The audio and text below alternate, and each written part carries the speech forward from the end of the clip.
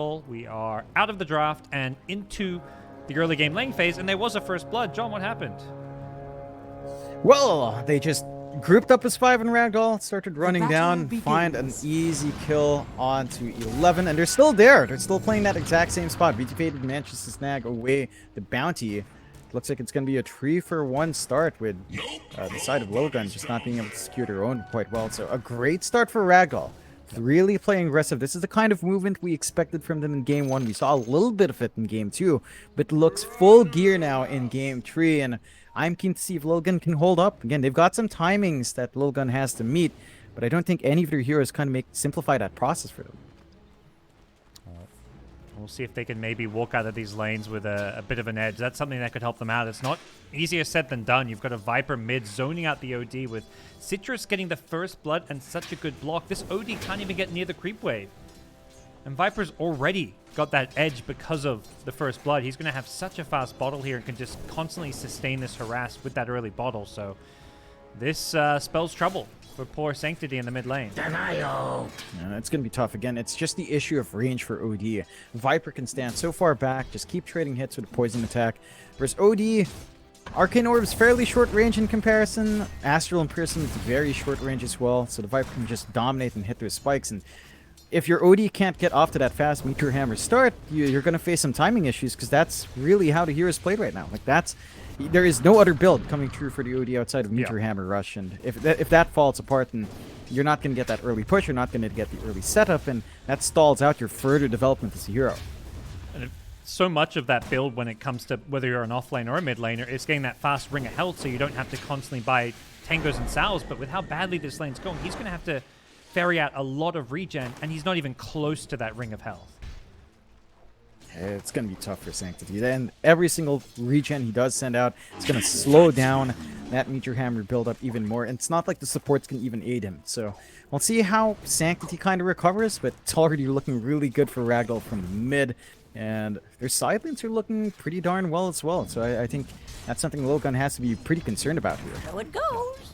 Yeah, it's strangely enough, like the Viper mid is the one with the least last hits, has the denies to go with the last hits though, and is prioritizing heavily into the harass camp, so willing to give up securing some last hits just to make sure he absolutely dumpsters his lane. With that said, OD actually has 9 last hits, so it's not been a complete disaster for Sanctity, but most of those last hits is going into buying more regen. That's the problem. Yeah, again, stalling out Meteor Hammer, stalling out that timing is going to hurt. Still have a chance to look at the other lanes up top. We are taking a look at GY and Yif on that Brimstroke and Mars combination. We've seen a couple of games now. They are up against 4-2-3 on the Void, along with Ace 12 on the Bane to protect. So I think this lane's a much more defensive lane for Lilgun. They're not going to be looking to play as aggressively. It's going to be hard for them to burst through someone like GY. We're seeing Yev kind of work his range advantage with the Stroke of Fate. As long as 4-2-3 is finding some decent farm, you don't really mind us too much. The issue is, when it comes down to comparing the core-to-core matchup with Void versus Wraith King, Void does not farm quick. Even if you have this even laning start, you will face a timing issue where the Wraith King's going to be a lot stronger than you despite that, because, well, Void needs a lot of items to really play as a hero here. Sanctity gets away with the D-Ward mid, barely with his life there. He's being chased, and there is boots on this Viper. But even with the boots, they match each other in terms of movement speed. So good thing for the OD is that high base movement speed. Keeping himself alive in this mid lane, but alive doesn't quite cut it. Every time Sanctity gets ran it, he just has to Astral and run away. Yeah, just zoning him so far away, stalling out that timing. His gold has been stuck with like 500 towards Meteor Hammer this entire time. 500, 400. He's making very small incremental build-ups. Too small to buy out one single item. And again, just stalling that timing means, well, the menace of the OD just won't come out. So, good, really great Viper pick, and Citrus is really just playing it so perfectly here. Yep. Sanctity is going to grab himself one of the 2 water runes. Keep the Viper at bay. Denying these runes could be nice.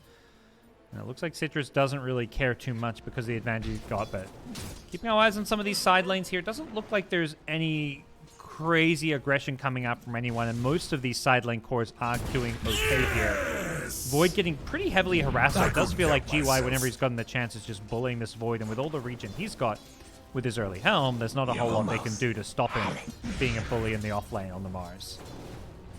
And Again, even if 423 is finding even farm in comparison to the Wraith King, it just takes so much longer for the Void to hit very specific item spikes that it just feels like you need to be ahead of this hero all the time, or at least maybe even and kind of stalling the game out. So we'll see how much more 423 can get, because so far that bot lane for VT Fade, it's going really well. Mid Like, lane, he's they're not under rotating much in. pressure.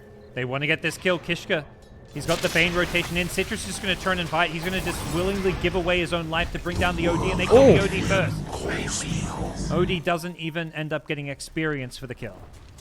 Yes. That is massive. Like, it's such a massive commitment from Lilgun to try to fix this mid lane. They still don't find the trade in the order they'd want it to go. And just a timely rotation from Minyo Ping to ensure that they've got enough follow-through damage to find it. Lilgun kind of playing on the back foot here. Their OD timing's delayed. Their Void needs a lot of time to cook up. I don't really see any big plays the Spirit Breaker can do by himself as well. So I think there's a lot to worry about for Lilgun. I think Ragdoll, again, they're just slowly building up into that 10-minute mark.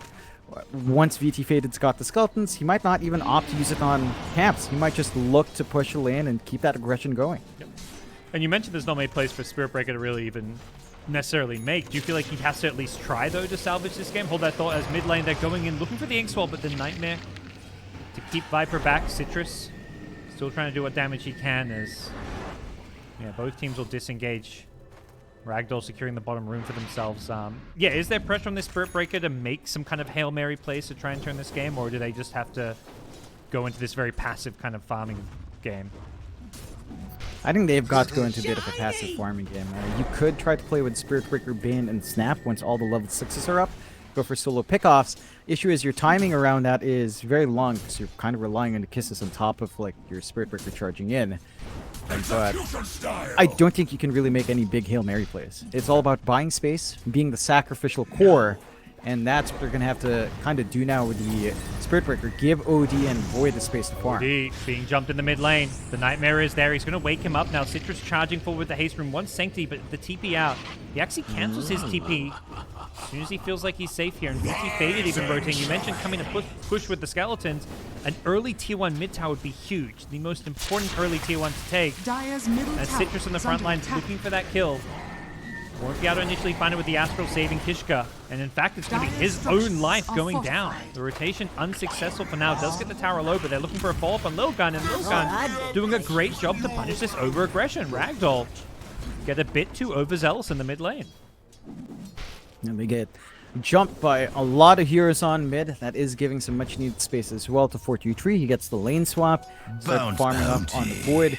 So some much needed space coming out for Lilgun on their safe laner. However, this is giving GY space on his Morris to kind of build up. Working towards phase boots, maybe going armlet afterwards with a helm up and running, and just kind of looking to be a nice beefy damage dealer with lots of sustain. It is worrying to see that space given out to the Morris as well, but they have gotten punishment in from Lilgun. Keeping this game rather even, 2-3. GY though looking for an opportunity. He's got it. The Spear Arena with Gifts following it up.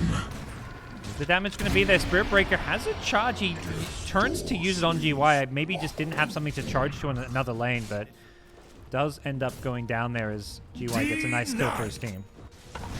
Yeah, nice little kill again, speeding up those phase boots, making it easier for GY to gap close, run up, get some good damage off of the God's Rebuke, and go from there. I think for Lilgun, key thing is there is progress being made towards Sanctity's Meteor Hammer. It's a bit late. I think most of the time we see it like 6.5 minutes because of how dominant an OD can be. Yep. You are going to see it maybe by 9, maybe by 10 minutes if things go at this pace, but it's still going to come out. There's going to be that play. The imprisonment into Hammer is going to be up, and then they can start playing as 4 if they want to. Look for that tower push, look for some map space to deny off, because right now, despite that kind of start, despite some of that punishment, VT Faded is still farming up with GY. So our Wraith King is still going at a really good pace, going for his own armlet, and once he can kind of endure through, you're set. 423 is still farming up to catch out here. Yeah, he's 12 in the front lines on the Bane, protecting his Faceless Void, but he'll do so by putting his own body on the line. And this Void's not having the best time in terms of farm. You look at the net worth, Wraith King's almost 1,000 ahead, Mars over 1,000 ahead. The Mars just constantly harassing him in lane, 17 denies. Made Void have to leave this lane and TP down bottom very early on. Yeah, and again, when you look at the core-to-core matchup for Void versus Wraith King, Void farms slower, Void's Chronos counteracted by that reincarnation. They catch Citrus out there. Yeah, but he's got backup. The Mars is there. Nice cookie going to stun them both, but Citrus, there's just no damage to bring him down. Luckily for him, GY was there, but even without GY, he's very tanky. Sanctity on the run now. There's a regen room, but he can't go for it because Citrus is just slowing him down with the poison attack. Gets back to the high ground, but with a Ignite as well to triple kill going Citrus's way. Plus he gets himself the rune. Bad news for Lilgun. And that is such a big win for Ragdoll. I'm surprised that they didn't go for a deny play on the rune. They didn't try to stop that because there's definitely the potential to just pick it up on Ragdoll's end, so now they can just sustain that aggression even more. They're stalling out the OD's timing. And the Meteor Hammer is up for Sanctity, so there is some place it can make happen. They are trying to run down GY up top. Yep. And get the Nether Strike, pull him back in with the Kisses. That's two ultimates. One of them in the Kisses a pretty long cooldown, but if they get this follow-up kill, and, you know, considering the position they're in, they'll take what kills they can get. The core Mars, not bad for them. But doesn't look like they can turn it into any, like, immediate objective. If anything, it's get these kills and then just go right back to farming. Yeah, just keep stalling out. Keep building up. Keep trying to hit item spikes. Keep trying to hit leveled spikes as well. You are giving some much needed space out onto your face's Void, but VT Faded sees that. He just goes back mid. He's got the full charges on his Skeletons. They can go if they want. Nice Meteor Hammer timing. Catches the Wraith King. Can level up his reincarnation if he needs it. And Sanctity could be in some trouble here. Been caught by the Ogre Fire Blast, and we'll get a defensive Astral off, but I don't imagine he's going to find a way out of this one. VT Faded. He's low, but with Reincarnation, there's nothing really to threaten to kill him twice here. And I think it's the Ogre keeping people at bay. The two-hero multicast Ignite. Zoning these heroes out, and with full points in that, does quite a bit of damage. Yeah, they can definitely just burn through. It's becoming an issue and kind of managing VT Faded because he's been rotating mid really well. He's just been using those Skeletons as we kind of predicted there from the draft.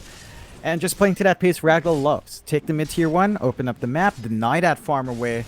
You do at least have the Mask of Madness running here on 4-2-3, so he can clear some of these stacks. But it's a slow process.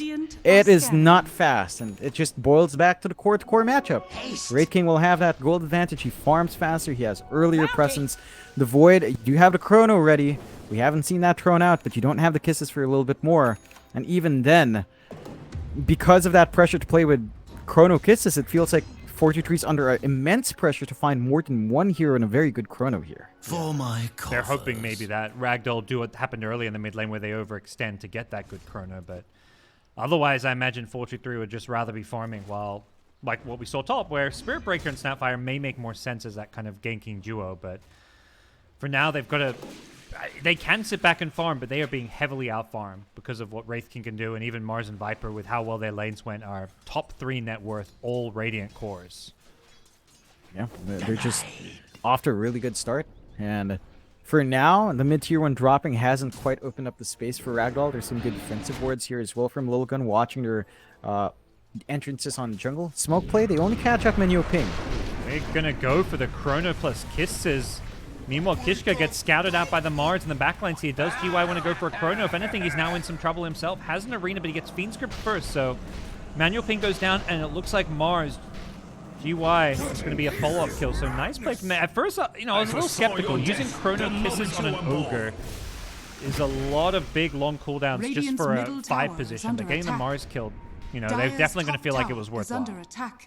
Now that's a bit strange from GY running up. I guess he did have low ground vision, so he couldn't quite line up. Just immediately spear, gets punished for overextending, and that should open up Lilgun to their own little bit of a push down bot, trading their top tier 1. It still gives Ragdoll the map advantage overall though. Like, they cleared out the mid and top. The top jungle is completely open. This is a new area for VT Faded farm, and they're still going. Yeah, the Soulbind didn't connect to a second hero though, so Spirit Breaker looks like he may get back to safety. G-Wall elsewhere looking for an arena, and it looks like 11 should be able to maybe find a charge target out. Instead, he's going to go back in. Jumps on the Grimstroke here, and elsewhere, the Sanity's Eclipse going to take out GY before he can cast a spell. Void on the front lines has time walk in a couple of seconds, so he's going to be kept alive with the help of nice Astral here, and they've killed off 2. VT Faded trying to frontline with Reincarnation. He's got his eyes set on Ace 12 on the Bane. Instead, he finds a new target in Kishka, but the Scatter Blast, followed up by a charge. They are just kiting the hell out of this Wraith King, even with the Bloodlust. Now an Astral comes out as well. But with the Viper showing up, this should be the death of Ace Swamp. But if they can get out without further casualties, they'll be very happy with this nice meteor hammer on the tower. The TP out. Is it too greedy? No. He makes it back to safety with the hammer, forcing out a glyph. Really nicely done by Lilgun. They're playing on edge, but they do manage to get the punishment needed. Ragdoll's response is a bit too staggered. They're not finding the angles they want, and they're getting punished for it. Lilgun keeping themselves in the game, evening out that kill board. They will have a few more tools to play with here on Ragdoll's end, though. Blink is up for VT Faded, and despite that Blink diversion, his Desolator's not too far off as well. In fact, no, he's been buying it so he does commit to the Blink, and that should give him the angle to jump in, as the GY's Blink is also going to be coming up soon. So they just want to play aggressive. This will give them the angles. Lilgun has been playing very well with the charges coming in from 11. Like the Spirit Breaker has been making a lot of space. Has to be a bit cautious. There is a movement up here top. No charge. It's on cooldown. Does have the phase boost. He's trying to get out of the Inkswell range, but gets caught by it. And with the silence, he'll be going down. But next Chronosphere coming up in a couple of seconds, so Lilgun may be looking for that next move soon. Chronosphere plus Kisses. We saw what the combo can do. And we'll see if this time around they can maybe catch a bigger fish. I said on the Viper, perhaps. Citrus. Will he linger? Doesn't look like he will. 4-2-3 may see him a second here, but not sure he wants to go in for this kill. If anything, it looks like they're maybe hunting 4-2-3. Radiant's middle tower is under attack. Good read out from Lilgun. Good scan to figure out someone who's hanging in the back line as well. So they weren't clear for that. It's still Stato and Kishka. Radiant's bottom tower is under attack. Easy find, Blink Spear. I guess his job was to try and delay this push, but we'll have to see if Lilgun can defend this top tier 2 tower now. Dire's top tower is under attack. Very dangerous when you've got these Blink daggers up. The Wraith King and the Mars, both with Blink, means for these supports, like, you just have to play so far back. And they have to play it extra safe. And you kind of already want to do that with a Bane and Snap anyway, but that does put a lot of pressure on 11, on 4-2-3 to find the angles. They will charge up, though. Yep, they go in with the Shadow Blade, perhaps unexpectedly, but there is a Sentry Ward there. The Spear going to be off the mark here, and 11 gets out of range of the detection. There's no more detection. He's just giving all the vision to set up his team for a really nice team fight here on the front lines. Ogre in some trouble. They do get the Bane kill there. Now Spirit Breaker goes in a second time here. He tries to charge his way out, but he gets caught in his own teammate's Chronosphere, but that does set up a pretty good Kisses. GY on the Mars goes down, not before getting off a good Spear onto the Void, who could be in some trouble here. VT Faded trying to burst him down, but the Time Warp comes just in time as the Sanities gets the Viper, and they're not done. They want more. They want Yif on the Grimstroke, or perhaps VT Faded, but with the Blink out, he gets back to safety. Unfortunately for the Spirit Breaker, he got caught in the Chronosphere there. Oh, OD almost gets the Grimstroke. Another good fight for Lilgun, though. And they're just turning it. They're finding these angles. They're forcing it out. There was a bit of impatience from GY. He was running around the tree line. That got him revealed by the charge. And that broke up their own counter initiation. We didn't see they were, lined up for what they wanted to do there. They were clumped up in the tree line for a good chrono to come out, and just great punishment from Lilgun once more. So they are working this draft well. They're hitting some spikes in their Void here as well, Parker, where you've got the Massive Madness and Maelstrom. So there is some damage in the chrono now. 4-2-3 can hit the targets by himself even without the Kisses, or even if the Kisses are not really the focus anymore. Can't play with that. But GY not dissuaded. Already up in 10. They're still playing in that jungle. They want control of the area. They want to stop Lilgun's farm. And they're just constantly forcing that issue. Still looking for that push into tier 2. Not much HP left on at the 11. OD top. Sanctity starts on Citrus. 11 folds up with the charge. They want this Viper. There's a lot of Ragdoll heroes coming in. And Viper gets kept alive. Has some bottle charges he's trying to play around. Sanctity going to be burning down to the Ignite damage. And Lilgun thought they maybe had a quick kill. But unfortunately for them, it was Ragdoll who's playing all up on this top area of the map. Kishka going to give him an extra kill. The Observer Ward giving some good vision there, and that should set up Ragdoll to take this top tier 2 tower and fully take control of this top jungle. That's a big opening on the tier 2 as well. Tier 2 top tower into Outpost, into this Desolator timing, which should line up relatively soon. So that's going to be a very fast Roshan for Ragdoll, along with a spell immunity coming out from Citrus. So even though you've got this Blink up now on the OD, if you have quick enough fingers, you can respond to that Blink. You can just BKB and nothing happens. So you just throw off Lilgun's play outside of the chrono and outside of the charge, making it even tougher for Lilgun to find the angles. Ragdoll just going to slowly shove in. They will find that top tier too, and they're going to go for a Dire's smoke top play tower before has committing for fallen. Roche. So they want the pick off before going for the Aegis. They really want this Void. Perhaps Bane will position well enough to scout out the gank, and yeah, I think that's a death Lilgun won't mind too much because they were headed for 4-2-3. The fact that Bane is there to tank the smoke gank probably bodes well for them. Yeah, and it's a bit unfortunate for Ragdoll. They couldn't hand that kill to Faded as well. Because if they got that kill, that's straight up Desolator. So you wouldn't have this interim period where you're still farming and still looking to run up. They will still keep that aggression out. They know where 423 is at. He does manage to run out in time because of their own defensive wards. That is farm he's going to be missing out on. And that is going to be the Deso now for VT Faded. So minus armor play intact. Roshan opened up as well. They don't have outpost control anymore. So Lilgun can still kind of jump in. And you still have to respect Chrono in the Roche pit. It's a lot of control that Lilgun can use quite nicely. But you know, you're lining up your options here for the side of Ragdoll. Damage is hammering through. And it is getting almost to the tipping point where if you can't stop the Raid King, he's going to be a massive issue in this game. Yeah, he's level 15. That Blink Deso armlet all online is, you know, the armlet on he's somewhat tanky, but it's got the BKBAC queued up. I think recognizing now he's got plenty of damage, but survivability's got to maybe be the next thing he goes for, particularly against all the control Radiant's that top Lilgun tower have on is their under side. attack. So for now, Ragdoll seem content to kind of play this map control game where they're just farming the enemy Ancients. They kind of know they're just getting more farm from the map right now and willing to, you know, give that top lane to a hero like Spirit Breaker, but whoa, look at this. Lilgun sneak their way undetected into the Roshan pit. Can they get away with this one, John? Oh, it's been They got the scanned. damage on the Void. Oh, they got scanned. And there's a smoke plate immediately from Ragdoll. They're going to punish. They've got the TPs. They've got the blink and they're forced out. Ooh. Oh, GY, arenas and everything. They get out. The fact that the scam was expired, so they didn't realize they left the pit there, and Lilgun are going to double back with the smoke.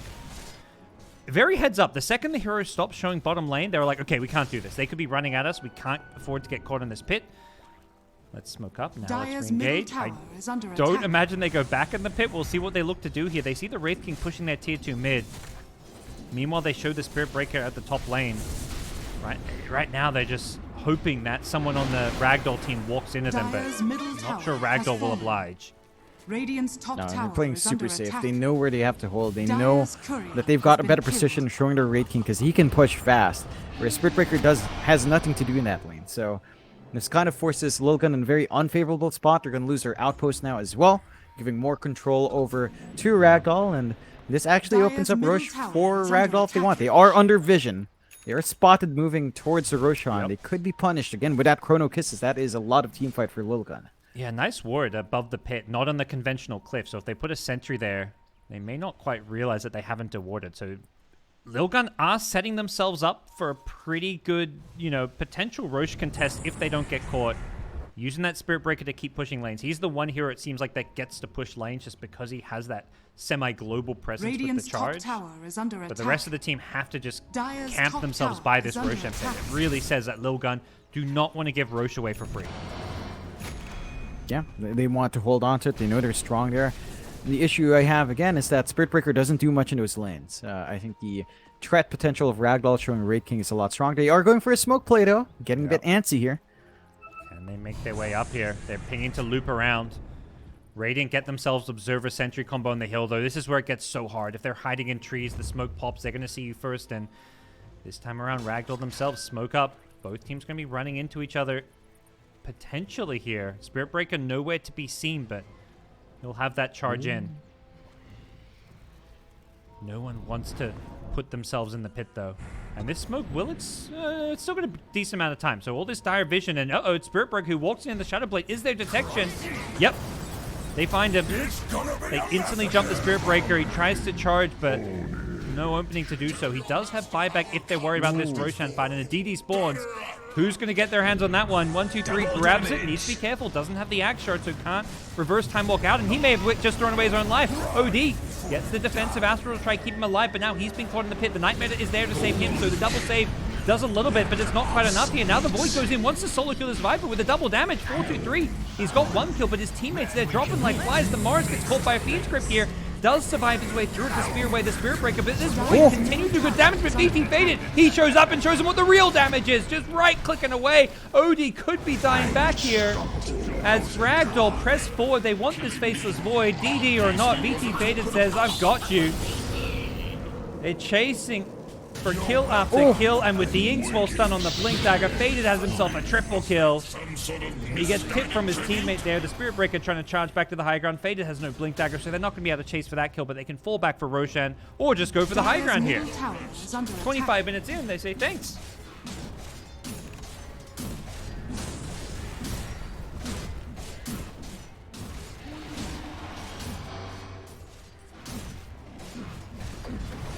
Radiant structures are fortified.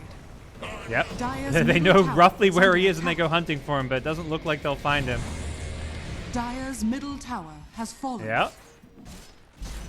Dire's That is middle enough. They take out the barracks first are Wraith under King Life, but without OD or Void, it doesn't Dire's look like they middle can do barracks much has about it. Ragdoll will play it safe, though.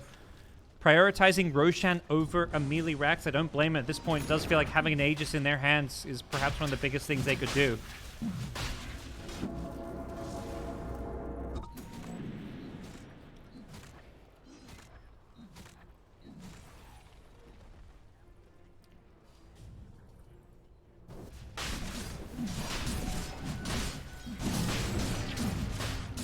Roshan has fallen to the Radiant. Radiant's top tower is under attack.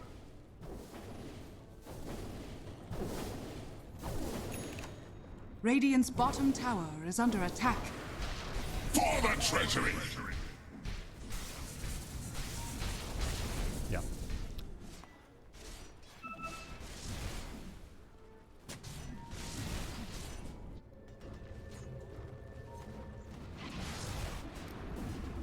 See what Sancti can do. His item progression gets absolutely destroyed because of that die back there. Seeing on just 7k net worth as a mid laner.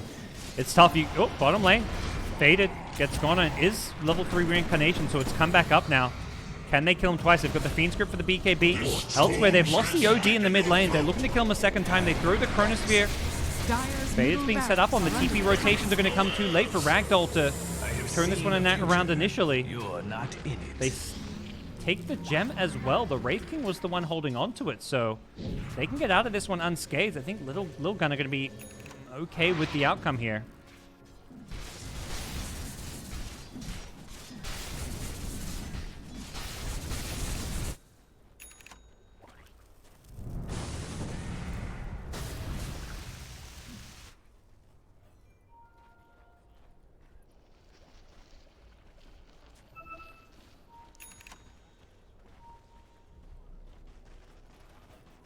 I must have them all. Dire's bottom tower is under attack.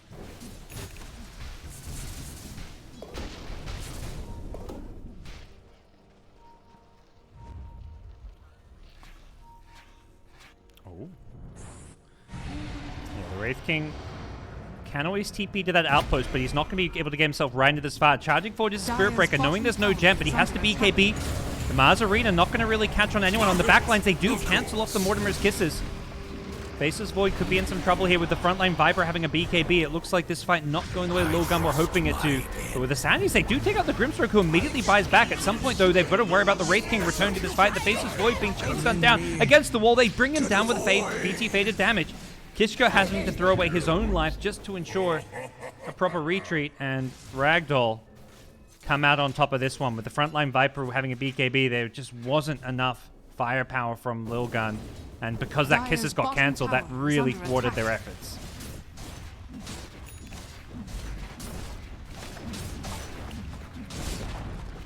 Dire's bottom tower has fallen. Over already? Radiant are scanning. Yep. Citrus just Dire's blinks in. structures are fortified. The Viper's found himself an OD, and without that Aghanim Scepter, there's only the one Astral, so Citrus is in deep because he's got that Aegis. Happy to throw away his first life for an OD if need be, but he doesn't even need to. He gets low, but still 2 minutes left on this Aegis, so no real threat to his life. And without buyback on any of these three heroes, Ragdoll looking like they're going to get racks in a second lane here, as long as they can get some creeps in the base. They never got the mid-melee racks, but they may be able to make a move for that after getting this bottom racks. Void is back in 5 seconds, so we'll see if Lilgun have some kind of a defense in store for us. Charge in. 11 looking to lead the way. Oh, what? Okay. Ooh. Yeah. Interesting. There is a dust on the Grimstroke, so they will be able to scout out this Spirit Breaker. It's basically now. Like I imagine the second this unpauses, Yiffy's using his dust, but that is yeah, quite the pause timing. That is whew.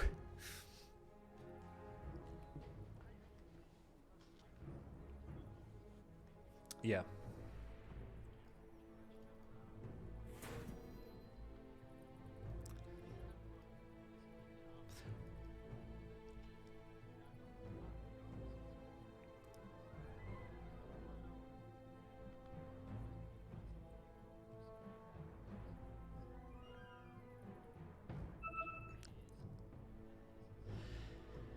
Yeah.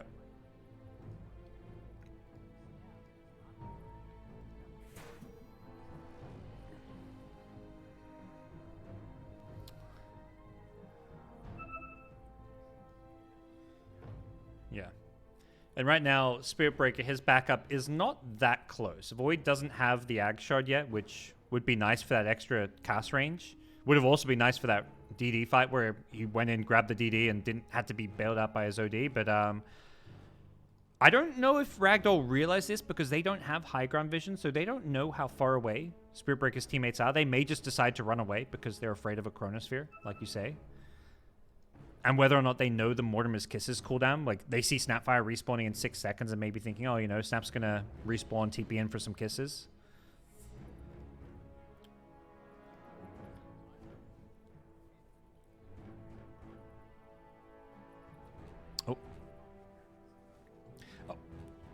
Oh, sorry, John. Just to chime, I believe I lost your audio, so you may need to refresh your link.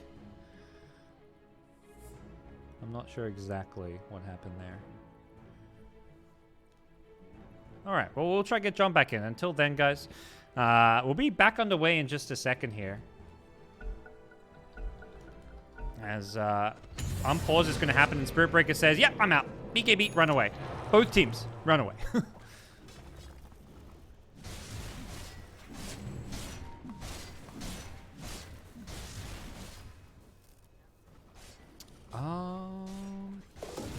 I don't believe I'm getting it. Yeah, let me refresh again. Yeah, sorry, I'm not getting your audio right this second, John. All right. I'm not sure exactly what the deal is there. Let me see if I see it now. Oh, I think there I'm we go. in. You're in. Yeah, You're there back. we are. Hey, John. All right, we're welcome back. Sorry Good about that, to be guys. back. Yep. For a moment, it must have seemed like Parker might have been talking to the ghost in his head, which sometimes Mike looks like as well. Because I might not be real, Parker. That's a hard lesson for you to learn. I might be imaginary. Sometimes you know, schizophrenia just hits a little bit harder some games. That it does. But the smoke might hit hard. Ragdoll, look at that. Moving on to the high ground here. Yep. Blink in. They want to close out this game. Safety just gets removed from game 3. No creep wave on the high ground just yet, but VT Faded's like, you know, you guys give me some creeps, right? So we got creeps coming? He's just waiting for that bottom lane to push out or the mid lane. Something's going to push. There's a siege wagon to deal with. And he's just in. He sees heroes. He pops the BKB. GY is there with the spear, gets the Bane on the back lines. Which means Lilgun are going to have to find a way to turn this one around. VT Faded on his second life, doesn't have BKB, and there's the Chrono plus Kisses. Faded's going to go down. Nice play by 433, even keeps himself alive. As the charge in on the Viper. Lilgun showing they want more. They're wondering if they can find a way to get any follow-up kills. 423 jumping in, gets the time dilation onto the Ogre Magi. And that's going to set themselves up for a second kill. GY barely TPs out, just as the Viper does as well. So only the 2 kills, and they do keep Midrax alive, though. Lilgun at least keep themselves in this game.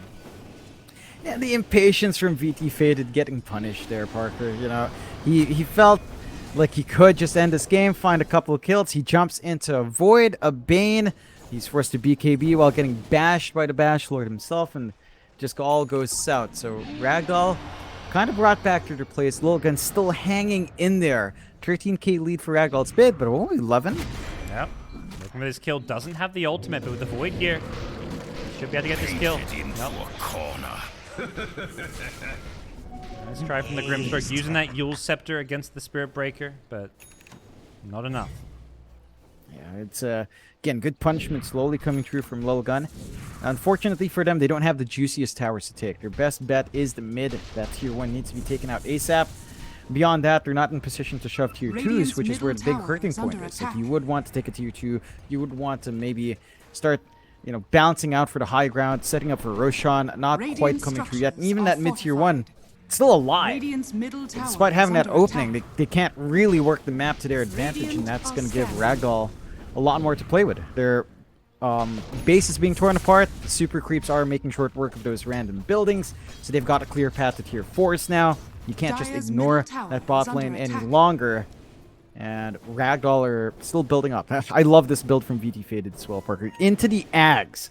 Nice. So, secondary lives for everyone. If you want a Void counter, that's one way. It's like the Abaddon Ags and Wraith King Ags are probably the best bets to, and kind of just turning Chronosphere into really nothing. Like, you might find a kill, sure, but there's still that turn potential because of that life duration you get from that secondary temporary life that will enable you to kind of look for a window to punish. I was hyped for it, but then I think he changed his mind. He's got the Swift Blink now. No. Boring. It makes sense, because, yeah, like you say, it makes it that much harder for them to do what they did defending high ground, where they try and kill you twice in a row. When you have that Axe to just buy yourself some bit of extra time, or even if they kill you a second time, you can, you know, still dish out some damage. But yeah, and maybe make it a 5-on-5 team wipe, you know? Like, we rarely get that, but the Wraith King Axe is one of the things that enables like 5-on-5 team wipe on both sides. So let's see. Swift Blink is maybe, you know, the safer bet to clear out, and they will go for that smoke play, sneaking up, looking for a pickoff to go into that last push. They can find you. VT Fade is going to force out the Faceless Void BKB. Void just going to look to turn and fight. Finds a new target potentially. Needs to help out his OD, but the OD already dead. Does a buyback in 4-3 in full retreat without a BKB. Has to be careful. VT Faded almost finds him with the blink middle stun. barracks are under attack. And Roshan back in just 15 seconds, so potentially a free Roshan for Ragdoll if they're patient and wait around the pit. Yeah, and that's going to be big. Like, having that secondary life back up in Citrus once more, allowing the Viper to just stand and fight, set up, force the chrono usage, force Lilgun to think twice. I think at this point you might make an argument for Wraith King actually picking up the Aegis. Like, having 3 lives means that the chrono and the grip place that they've been focusing heavily on this one hero gets cancelled out, and that just allows more openings for VT Faded to use his damage. Dire's courier out. has been Oh, killed. Courier had the gem. That's great. Ooh, reclaimed. I believe, yeah, that was initially Ragdoll's gem. Bane was just maybe trying to do some de-warding there.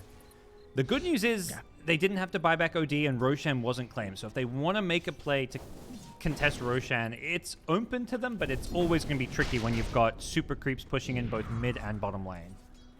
And that makes it really tough. Like, it becomes really obvious if you're going outside your base, because that bot lane's always going to naturally shove in, so you can get a good read here for Ragdoll. The smoke play will come out, but that's a smoke under ward. I think they were spotted at the edge of that ward, so Ragdoll knows they're going to back off immediately, canceling out the sneak attack from Lilgun. Not give Lilgun any opportunity to do anything except maybe walk right into them. And Ragdoll already wrapping around, looking to play around this high ground ward of theirs. Seeing what they can find. VT Faded in the front lines. Is he going to go for any kind of initiation? Happy to show himself just because he knows he's got those 2 lives to play around.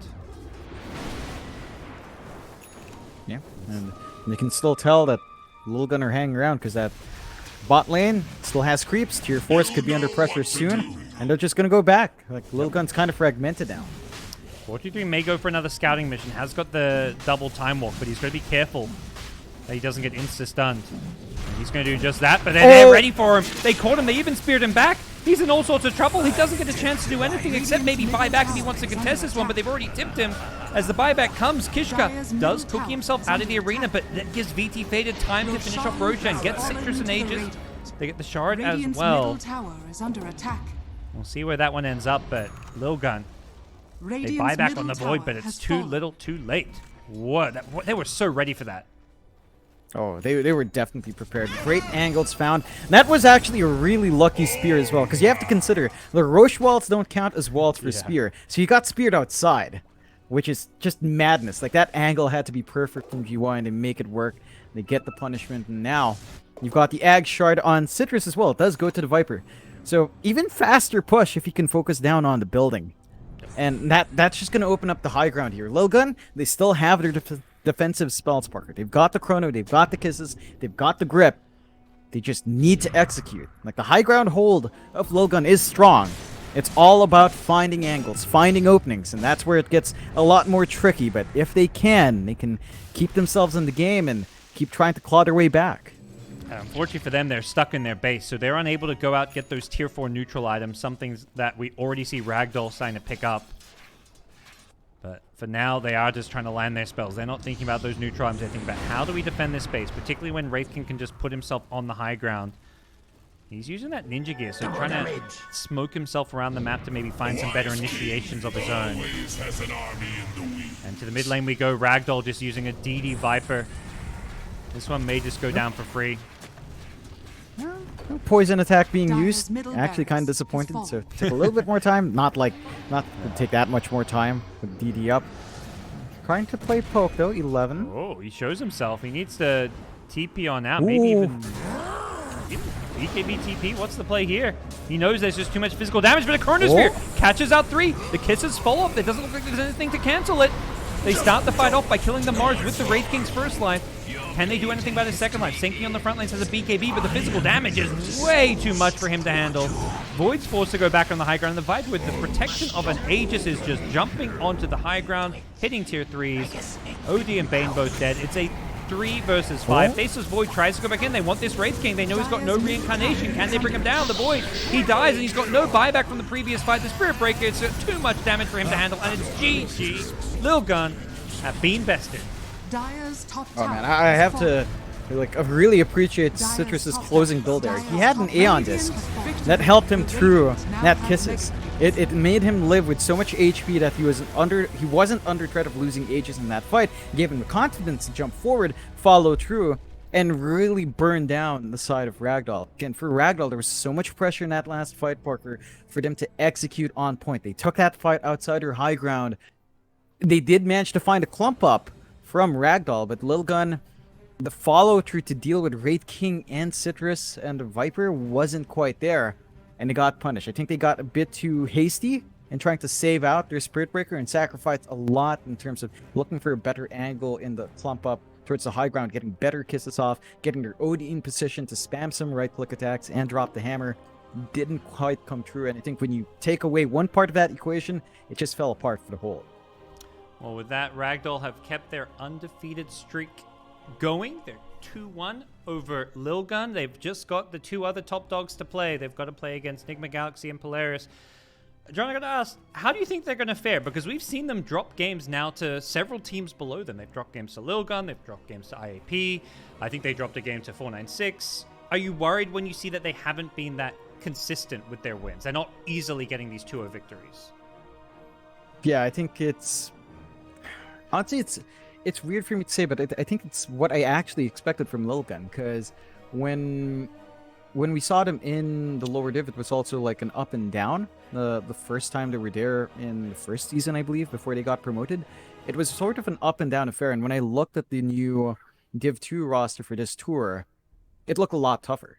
And I think for Lilgun, maybe when you go back to that Div 1 experience they had last time, it wasn't the best learning experience because of how the games went, right? Like they were kind of bottlenecked into being known as that cheese team with Brood, with TA, with Lycans that they still do really well with, but it hasn't allowed them to flex out their hero pool, flex out their strategies a little bit more. Like this draft, even though it looks, very far away from what Lilgun usually run, and it's not really considered cheese, it is outside of their comfort zone. And it is, in a way, very one-track minded, right? Like it was focused on playing with Chrono, focused on getting some good Kisses, and lining up for OD to hit from outside, get the Santis drop, and go from there. I think for Lilgun, they need to maybe diversify what they can do. Like, have a wider pool of not necessarily heroes, but play styles to adapt to. Still, I don't think it's too bad losing to Ragdoll because they are the top dogs, as you pointed out, Parker. And these were pretty close games. Like, game 1 did go Lilgun's way in very dominant fashion. Game 2 went Ragdoll's way in dominant fashion. Game 3, despite it looking like Ragdoll's game for a long time, Lilgun still held on for a very long time, dragging this game out to 39 minutes and forcing a really great back and forth with the side of Ragdoll. I've got to ask, last question. Ragdoll undefeated alongside those other two teams. Which two teams do you think take the slots? That's the toughest one. That's the toughest one because honestly, I think that I'd rate them all at around the same level. And there are certain quirks with each team that makes it hard to say. Because for NGX, I think they're the most surprising to me because when you consider their performance in Pro Series 9 or the previous Pro Series before we kicked off the DPC, NGX was in a weird spot where they kicked Alacrity, they had Mikato left, they took back Alacrity, and then they looked really bad. But now they're looking really good in peak NGX form. And then you have Polaris, who, again, has as a roster is stuck together for what? On and off for 3 years or something. Yeah. And they've been consistently good. They were somewhat a Division 1 team before when they were playing under Neon. So for them, it'd feel like some justice to get that Division 1 slot back in some way. Oh, yeah. So we'll see, because Ragdoll's a team that has, tight. like as mentioned, Ragdoll have lost a lot of these game 1s against weaker teams. So, but at the same, it hasn't been smooth sailing for NGX. All those teams have lost, I think, 2 or 3 individual games. They're just not losing series. Yeah, they've been closing out series, which in the end, quoting from Fast and Furious, it doesn't matter if you win by an inch or a quarter mile, a win's a win. Yeah. I think that's the mindset Ragdoll has. They have been winning, even though they've been dropping some games here and there. I think they've been showing that steady improvement from when the team went together. Because you remember there's that whole thing where VT faded, couldn't play in the DPC because he kind of messed up his account, open qualifiers. So I think there's a hunger here, particularly for Jiahao, in trying to prove a point. And that could be the ace in the hole here for Ragdoll, coming from open qualifiers, meeting up against these established teams, shaking up the system, basically, and kind of clawing their way to Div 1. I think maybe when it comes down to it, if all teams hold equal, Ragdoll's probably the hungriest for it. All right.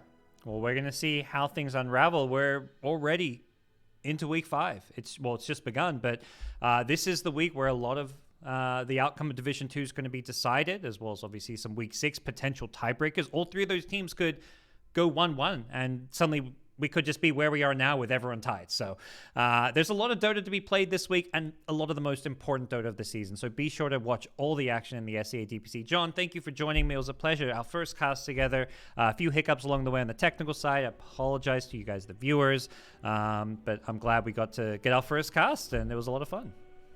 Yeah, thank you for having me. Thank you for stepping in. And hopefully we get to cast together more next time in the future. But that was a fun day. And hopefully, as Parker said, you all come back for more CDPC action down the line. What I'm hearing is you're hoping Mike comes back soon.